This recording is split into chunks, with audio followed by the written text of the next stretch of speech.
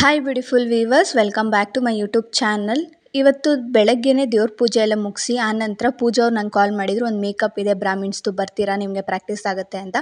So ಹಾಗಾಗಿ ನಾವು ಅಕಾಡೆಮಿಲಿ practice ಮಾಡೋದಕ್ಕೂ ಲೈವಲ್ಲಿ ಯಾವ ಥರ ಇರುತ್ತೆ ಎಕ್ಸ್ಪೀರಿಯನ್ಸು ಅಂತ ಹೇಳ್ಬಿಟ್ಟು ನಾನು ಕೂಡ ಹ್ಞೂ ಅಂತೇಳಿ ನೆನ್ಮಂಗ್ಲಕ್ಕೆ ಹೋದೆ. ಅಲ್ಲಿಂದ ಬಂದು ಪೂಜಾ ಅವರೇ ಪಿಕಪ್ ಮಾಡಿದ್ರು. ಅಲ್ಲಿಗೆ ಹೋದ್ಮೇಲಂತೂ ಆ ಕಡೆ ಈ ಕಡೆ ಅಂತ ಆಟ ಆಡಿಸಿದ್ರು ಸ್ವಲ್ಪ ಹೊತ್ತು. ಆಮೇಲೆ ಒಂದು ರೂಮ್ ಕೊಟ್ಟರು. ಆಮೇಲೆ ಬ್ರೈಡ್ನು ಕೂಡ ಸ್ವಲ್ಪ ಲೇಟಾಗಿ ಕಳಿಸಿದ್ರು. ಅವ್ರು ಬರೋ ಅಷ್ಟೊತ್ತಿಗೆ, ಅವ್ರು ಬ್ಲೌಸ್ ಹಾಕೊಳ್ಳೋ ಅಷ್ಟೊತ್ತಿಗೆ ನಾವು ಕೂಡ ಸ್ಯಾರಿ ಪ್ಲೇಟಿಂಗ್ ಎಲ್ಲ ಮಾಡಿಕೊಂಡು ಪೂಜಾ ಅವರು ಮೇಕಪ್ ಸ್ಟಾರ್ಟ್ ಮಾಡಿದ್ರು. ನಾನು ಹೇರ್ ಕ್ರಿಂಪಿಂಗ್ ಆಗಿರ್ಬೋದು, ಕರ್ಲಿಂಗು ಇದೆಲ್ಲ ಮಾಡ್ತಾಯಿದ್ದೆ. ಸೊ ತುಂಬಾ ಚೆನ್ನಾಗಿತ್ತು ಅಂತಲೇ ಹೇಳ್ಬೋದು. ಈ ಥರ ಒಂದು ಲೈವ್ ಎಕ್ಸ್ಪೀರಿಯೆನ್ಸು ಈ ಥರ ಮೇಕಪ್ ವರ್ಕಲ್ಲಿ ನಾವು ಮಾಡಿದ್ರೆ ರಿಯಾಲಿಟಿಗೂ ಆ್ಯಂಡ್ ಇದಕ್ಕೂ ತುಂಬಾ ಡಿಫ್ರೆನ್ಸ್ ಇದೆ ಅಂತಲೇ ಹೇಳ್ಬೋದು. ಹಾಗೆ ರಿಸೆಪ್ಷನ್ ಲುಕ್ ಕೂಡ ತುಂಬಾ ಚೆನ್ನಾಗಿ ಬಂದಿತ್ತು ಅಂತಲೇ ಹೇಳ್ಬೋದು, ಹೇರ್ ಸ್ಟೈಲ್ ಕೂಡ.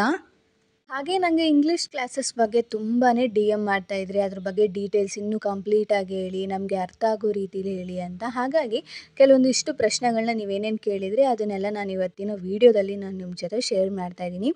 ಸೊ ಕೊನೆವರೆಗೂ ನೋಡಿ, ಇದು ತುಂಬಾ ಹೆಲ್ಪ್ಫುಲ್ ಆಗುತ್ತೆ. ಹಾಗೆ ನಿಮಗೆ 100% ಸೇಫ್ ಕೂಡ ಇರುತ್ತೆ. ಯಾವುದೇ ರೀತಿಯಾದಂಥ ಮೋಸ ಕೂಡ ನಡೆಯಲ್ಲ. ಯಾಕಂದರೆ ನಾನು ಕೂಡ ಗ್ಯಾರಂಟಿನ ಕೊಡ್ತೀನಿ, ಇವ್ರ ಕಡೆಯಿಂದ ಯಾವುದೇ ರೀತಿಯಾದಂಥ ನಿಮಗೆ ಮೋಸ ಆಗೋದಿಲ್ಲ.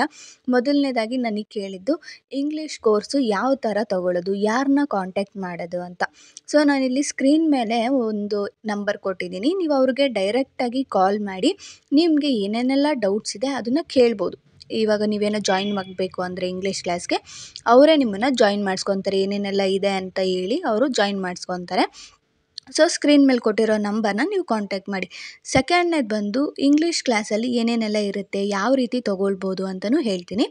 ಇಂಗ್ಲೀಷ್ ಕ್ಲಾಸಲ್ಲಿ ನಾನು ತೊಗೊಂಡಿರೋದು ಬೇಸಿಕ್ ಟು ಅಡ್ವಾನ್ಸ್. ಇದರಲ್ಲಿ ನಿಮಗೆ ಮಾಸ್ಟರ್ ಕ್ಲಾಸು ಇನ್ನೂ ಬೇರೆ ಬೇರೆ ರೀತಿಯಾದಂಥ ಎಲ್ಲ ಬರುತ್ತೆ. ನೀವು ಅದನ್ನು ಆಮೇಲೆ ಸ್ಟೆಪ್ ವೈಸ್ ಸ್ಟೆಪ್ಪು ನಿಮಗೆ ಇಂಟ್ರೆಸ್ಟ್ ಇದ್ದಾಗ ನೀವು ತೊಗೊಳ್ಬೋದು. ಇವಾಗ ಬೇಸಿಕಲ್ಲಿ ನನಗೆ 6 ಮಂತ್ಸ್ ನಾನು ತೊಗೊಂಡಿದ್ದೀನಿ, 6 ತಿಂಗಳು ಗಂಟ ನಾನು ತೊಗೊಂಡಿದ್ದೀನಿ. ಯಾಕಂದರೆ ನನಗೆ ಡೈಲಿ ಕ್ಲಾಸಸ್ನ ಅಟೆಂಡ್ ಮಾಡೋಕ್ಕಾಗಲ್ಲ.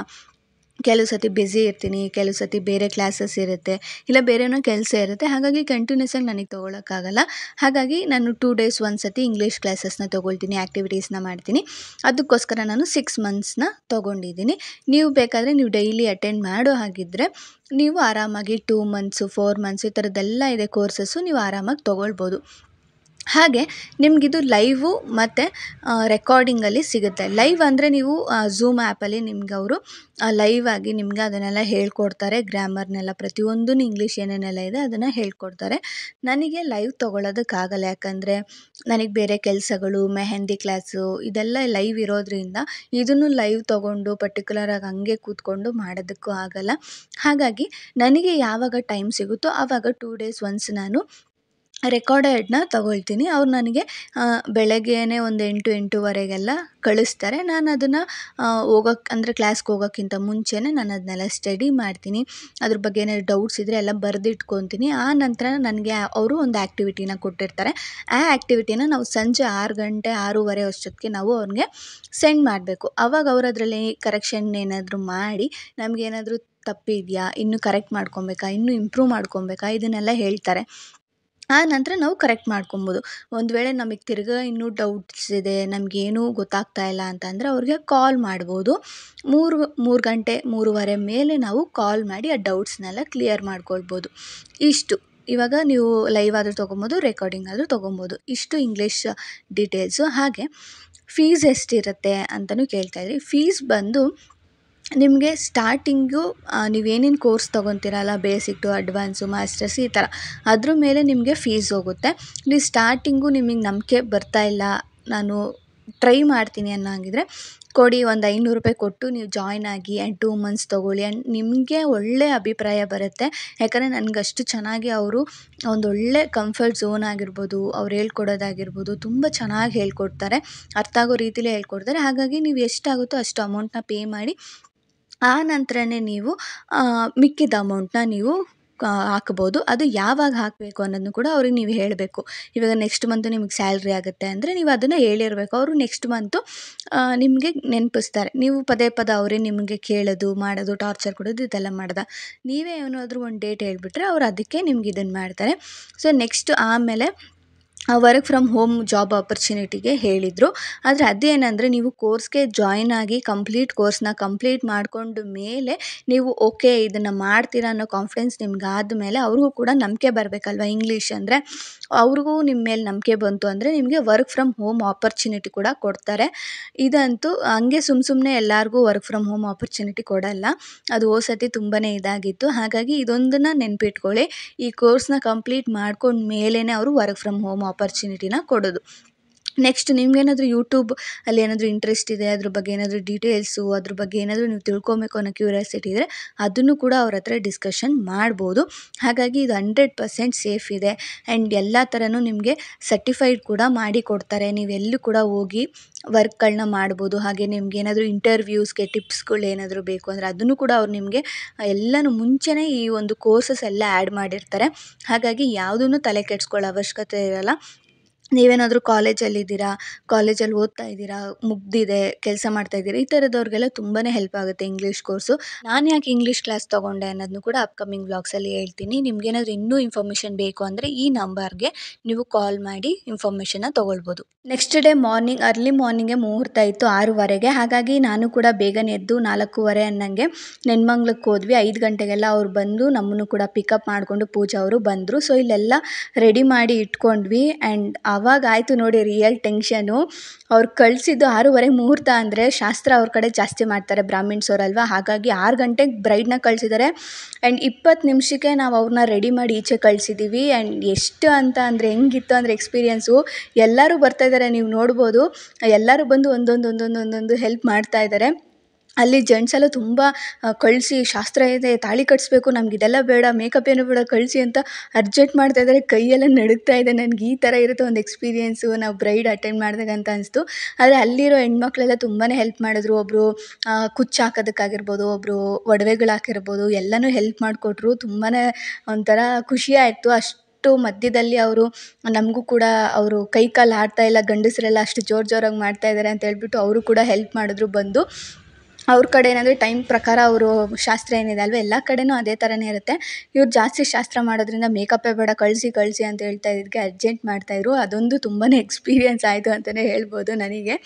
ಹಾಗೆ ನಾನಿಲ್ಲಿ ಹೇರ್ ಸ್ಟೈಲ್ ಮಾಡ್ತಾಯಿದ್ದೆ. ಅವರು ಕುಚ್ಚೆಲ್ಲ ಹಾಕಿ ಕೊಟ್ಟಮೇಲೆ ಅರ್ಧ ಎಣ್ದಿದ್ದೆ, ಲಾಸ್ಟಿಗೆ ಅವ್ರು ಕುಚ್ಚು ಹಾಕಿ ಕೊಟ್ಟರು. ಆನಂತರ ನಾನು ಅದಕ್ಕೆ ಅವರು ಮಳ್ಳೆ ಹೂವು ತಂದಿದ್ರು, ಅದನ್ನು ಸುತ್ತಬೇಕು ಅಂತ ಹೇಳ್ಬಿಟ್ಟು ಏನೋ ಸರ್ಕಸ್ ಮಾಡಿ ಲಾಸ್ಟಿಗೆ ಅದನ್ನು ಕೂಡ ಒಂದು ಹೇರ್ ಸ್ಟೈಲ್ ಆಗಿ ಮಾಡಿ ಒಂದು 6:28ಕ್ಕೆ ಕರೆಕ್ಟಾಗಿ ಅವ್ರನ್ನ ಕರ್ಕೊಂಡೋದ್ವಿ. ಅಲ್ಲಿ ಕಿರ್ಚಾಡ್ತಾ ಇದ್ದಾರೆ, ಕಳಿಸಿ ಅಂತ ಕಿರ್ಚಾಡ್ತಾ ಇದ್ದಾರೆ. ಈ ಟೆನ್ಷನ್ಗೆ ಒಂಥರ ಗಾಬರಿ ಆದಂಗೆ ಆಗೋಯಿತು. ಸೊ ಈ ಥರ ವರ್ಕಲ್ಲಿ ಈ ಥರ ಟೆನ್ಷನ್ ಇರುತ್ತೆ, ನಾವು ಟೆನ್ಷನ್ ಮಾಡ್ಕೊಬಾರ್ದು ಅಂತ ಆಮೇಲೆ ಪೂಜಾ ಅವ್ರು ಹೇಳ್ತಾಯಿದ್ರು ಯಾವ ಥರ ಈ ಒಂದು ಫೀಲ್ಡಲ್ಲಿ ನಾವು ಯಾವ ಥರ ಟೈಮ್ ಮ್ಯಾನೇಜ್ ಮಾಡ್ತೀವಿ, ಅವ್ರನ್ನ ಅಷ್ಟು ಟೈಮಲ್ಲಿ ನಾವು ಎಷ್ಟು ಚೆನ್ನಾಗಿ ಕಾಣ್ಸೋಕ್ಕೆ ಅವ್ರನ್ನ ಪ್ರಯತ್ನ ಪಡಬೇಕು. ಅವ್ರು ಹೇಳ್ತಾ ಇರ್ತಾರಲ್ಲ, ಕೋಪ ಬರ್ತಾ ಇರುತ್ತೆ, ಅವ್ರು ಏನು ಹಿಂಗೆ ಹೇಳ್ತಾವ್ರಲ್ಲ ಅಂತ ಕೋಪ ಬರ್ತಾ ಇರುತ್ತೆ. ಅದನ್ನು ನಾವು ಹೇಗೆ ಕಂಟ್ರೋಲ್ ಮಾಡಿಕೊಂಡು ಪಾಸಿಟಿವ್ ಆಗಿ ತೊಗೊಂಡು ಆ ವರ್ಕ್ನ ಕಂಪ್ಲೀಟ್ ಮಾಡಿ ಅವ್ರನ್ನ ಬ್ರೈಡ್ನ ಖುಷಿಯಾಗಿ ಕಳಿಸ್ಕೊಡ್ತೀವಿ ಅನ್ನೋದೇ ಮುಖ್ಯ ಆಗಿರುತ್ತೆ. ನನಗೆ ಅದೊಂದು ಎಕ್ಸ್ಪೀರಿಯೆನ್ಸ್ ಆಯಿತು ನನಗಂತೂ. ಒಂದು ಪ್ರೊಫೆಷ್ನಲ್ ಆರ್ಟಿಸ್ಟ್ಗೆ ಏನು ಬೇಕು ಅಂದರೆ ಟೈಮ್ ಮ್ಯಾನೇಜ್ಮೆಂಟ್ ಅಂತೂ ತುಂಬಾ ಮುಖ್ಯ. ನಾವು ಇವಾಗ 6:30 ಮುಹೂರ್ತ ಅಂದರೆ ನಾವು 4 ಗಂಟೆ 5 ಗಂಟೆಗೆ ಎದ್ದು ಬಂದಿರ್ತೀವಲ್ಲ, ಸೊ ಅದು ಎಕ್ಸ್ಪೀರಿಯೆನ್ಸ್ ಅಂತೂ ಬೇರೆ ಲೆವೆಲಲ್ಲಿತ್ತು ಅಂತಲೇ ಹೇಳ್ಬೋದು.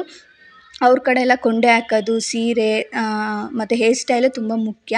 ಹಾಗಾಗಿ ಅದನ್ನೇ ಮಾಡ್ತಾಯಿದ್ವಿ. ಇಲ್ಲಿ ನಾನು ಸ್ಲೋ ಆಗಿ ಬರ್ತಾಯಿದ್ದೆ, ಆದರೆ ಅಲ್ಲಿ ಎಷ್ಟು ನಾವು ಫಾಸ್ಟಾಗಿ ಮಾಡಿದ್ದೀವಿ ಅಂದರೆ 20 ನಿಮಿಷದಲ್ಲಿ ಆ ಬ್ರೈಡ್ನ ರೆಡಿ ಮಾಡಿ ಕಳಿಸಿದ್ದೀವಿ. ಆ್ಯಂಡ್ ಮೇಕಪ್ ಕೂಡ ಅಷ್ಟೇ, ಪೂಜಾ ಅವರು ಸ್ವಲ್ಪ ಸಿಂಪಲಾಗಿ ಮಾಡಿದ್ರು, ಎಷ್ಟು ಚೆನ್ನಾಗಿ ಕಾಣಿಸ್ತಾ ಇತ್ತು ಅವ್ರ ಫೇಸ್ಗೆ. ಅಂದರೆ ಬ್ರೈಡ್ಗೇನು ಆ ಥರ ಏನೂ ಇದಿರಲಿಲ್ಲ, ಡಾರ್ಕ್ ಸ್ಪಾಟ್ಸ್ ಆಗಲಿ ಬೇರೆ ಏನೂ ಇರಲಿಲ್ಲ. ಹಾಗಾಗಿ ಅವ್ರು ಎಷ್ಟು ಸಿಂಪಲಾಗಿ ಮಾಡಿದ್ರು, ಅಟ್ರಾಕ್ಟಿವ್ ಆಗಿ ಫೋಟೋಸ್ಗೆಲ್ಲ ಚೆನ್ನಾಗಿ ಕಾಣಿಸೋ ಥರನೇ ಮಾಡಿದ್ರು. ನಾನು ಹಿಂದೆಗಡೆ ಹೇರ್ ಸ್ಟೈಲ್ ಎಲ್ಲ ಕಂಪ್ಲೀಟ್ ಮಾಡೋ ಅಷ್ಟೊತ್ತಿಗೆ 20 ನಿಮಿಷಕ್ಕೆ ಕೈ ಕಾಲು ಹೆಂಗೆ ಆಡಿಸಿದ್ದೀವಿ ಅಂತ ಅಂದರೆ ಅಷ್ಟು ಒಂಥರ ಎಕ್ಸ್ಪೀರಿಯೆನ್ಸ್ ಮಾಡಬೇಕು. ನಾವು ಅಕಾಡೆಮಿಲಿ ಕಲಿಯೋದಕ್ಕೂ ನಿಧಾನಕ್ಕೆ ಅಂದರೆ ಇಲ್ಲಿ ರಿಯಲ್ ಬ್ರೈಡ್ನ ನಾವು ಅಟೆಂಡ್ ಮಾಡಿ ಅದೊಂದು ಎಕ್ಸ್ಪೀರಿಯೆನ್ಸ್ ಮಾಡೋದಕ್ಕೂ ತುಂಬಾ ಇದೆ ಅಂತಲೇ ಹೇಳ್ಬೋದು. ಸೊ ನನಗೆ ಅರ್ಥ ಆಗಿದ್ದು ಅದೇನೆ, ನಾವು ಟೈಮ್ ಯಾವ ಥರ ಪಿಕಪ್ ಮಾಡ್ತೀವಿ ಅಂದರೆ ನಾವು ಟೈಮ್ ಪಿಕಪ್ ಮಾಡೋ ಜೊತೆಗೆ ಅವ್ರಿಗೆ ಎಷ್ಟು ಚೆನ್ನಾಗಿ ನಾವು ಮೇಕಪ್ ಆಗಿರ್ಬೋದು, ಸ್ಯಾರಿ ಆಗಿರ್ಬೋದು, ಹೇರ್ ಸ್ಟೈಲ್ ಮಾಡ್ತೀವಿ ಅನ್ನೋದೇ ಮುಖ್ಯ. ಸುಮ್ಮನೆ ಏನೋ ಒಂದು ಟೈಮ್ ಆಗೋಯ್ತು ಅಂತ ಮಾಡಿ ಕಳಿಸೋದ್ರಿಂದ ನಮ್ಮ ಪ್ರೊಫೆಷ್ನಲ್ಗೆ ಅವಮಾನ ಮಾಡೋ ಥರನೇ ಅಂತ ಅನಿಸುತ್ತೆ ನನಗೇನೋ.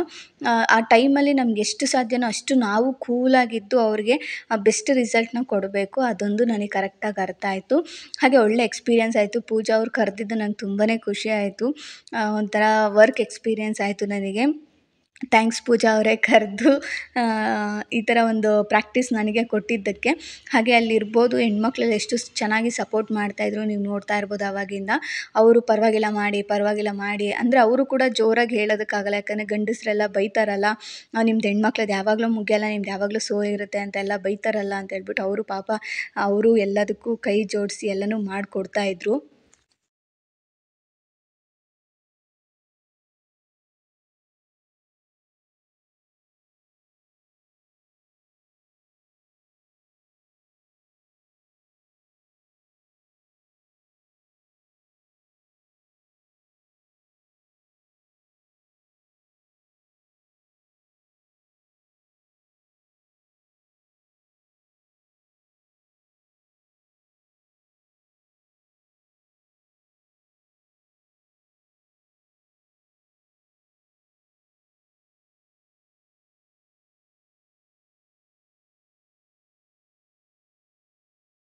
ಸೊ ಫೈನಲಿ ನೋಡ್ತಾ ಇರ್ಬೋದು ಹೇರ್ ಸ್ಟೈಲು ಈ ಥರ ಬಂತು, ಚೆನ್ನಾಗಿ ಕಾಣಿಸ್ತಾ ಇತ್ತು.